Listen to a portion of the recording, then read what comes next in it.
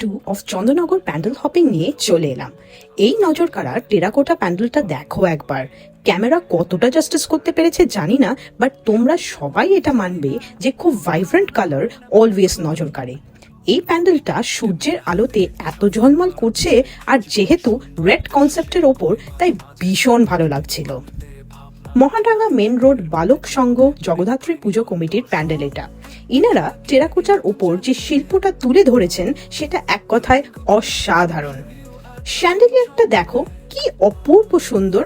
সাধারণত আমরা শ্যান্ডেলিয়ার মানেই ওই বেলজিয়াম কাচের ওপরই দেখি, বাট এই শ্যান্ডেলিয়ারটা ইনারা প্যান্ডেলের সাথে সামঞ্জস্য করে বানিয়েছেন, যেটা বেশ ইউনিক। ঠাকুরের মুখটাও ভীষণ সুন্দর। চন্দননগরের ম্যাক্সিমাম জগদ্ধাত্রী ঠাকুরের সাজসজ্জাতে একটা মেন জিনিস লক্ষ্য করবে তোমরা, সেটা হলো শোলার কাজ।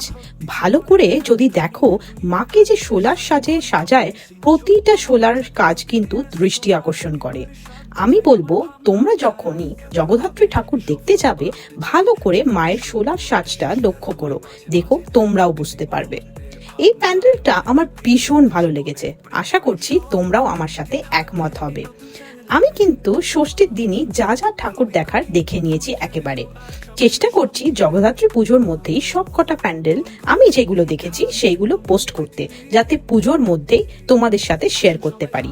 তোমরাও দেখতে থাকো আমার এই শর্টসগুলো। বাই।